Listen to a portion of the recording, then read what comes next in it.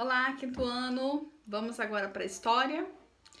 Vamos lá! Quero que vocês peguem o livro de vocês, capítulo 8, Os Imigrantes no Brasil no fim do século XIX, início do século XX, página 131. Olha só. Ok? Nós temos uma ilustração aqui de, os imigrantes chegando, homens, mulheres, crianças, tá bem? Nós já falamos, aula passada sobre quem trabalhava nas fábricas, como é que era, que crianças também trabalhavam, Agora a gente vai entender um pouquinho quem eram esses imigrantes, quem que chegava ao Brasil para trabalhar. Então vamos lá? Página 132. Os trabalhadores imigrantes no Brasil, os imigrantes chegam ao Brasil. Lá na Europa, alguns países estavam passando por algumas dificuldades. Doenças, fome, guerras. Então, o Brasil era um país que estava começando a sua industrialização.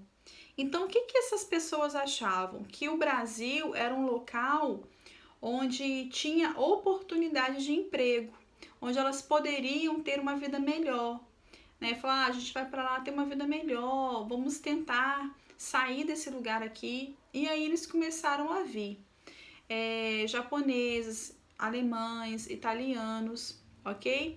E aí eles vieram italianos, europeus, italianos, alemães, os europeus, eles foram muito para a região sul, Santa Catarina, Rio Grande do Sul, Paraná. Por quê? Porque eles estavam acostumados com lugares mais frios. Então, eles começaram para esses lugares trabalhar nas fazendas. Em maior número, de início, vieram os italianos. E aí, a gente vê aqui, também, assim, a questão de São Paulo recebeu muitos coreanos, japoneses. Eles vinham para trabalhar no café, na lavoura de café. E aí, a gente vê uma coisa interessante, porque essa chegada deles, na página 134, a gente vê aqui as pessoas chegando com seus pertences, e aqui a gente vê, falar agora principalmente dos italianos, tá? Os italianos estavam chegando ao Brasil quando estava acontecendo, tinha acabado de acontecer a abolição da escravidão. Então, desde a Lei Eusébio de Queiroz, essa questão de africanos virem para o Brasil já estava difícil. Então, a gente estudou isso lá no início do ano, que já não tinha tantos escravos, e aí depois veio a abolição. Nós estudamos também que os fazendeiros eles não queriam pagar para alguém trabalhar, alguém que já tinha trabalhado de graça. Então, eles preferiam que os italianos, que os imigrantes ocupassem esses trabalhos nas lavouras. Vocês lembram disso? Vamos relembrar. Então, eles não queriam pagar para os escravos, para os ex-escravos, eles preferiam, grande maioria, grande parte desses fazendeiros, queriam pagar para os italianos, que foram os primeiros imigrantes a virem em grande número para o Brasil, ok? Então, vamos lá. Eles chegavam aqui e eles encontraram uma situação não muito agradável. A gente vai entender isso na página 135. O governo, os cafeicultores aqui, eles queriam mão de obra. Queriam que alguém viesse trabalhar aqui.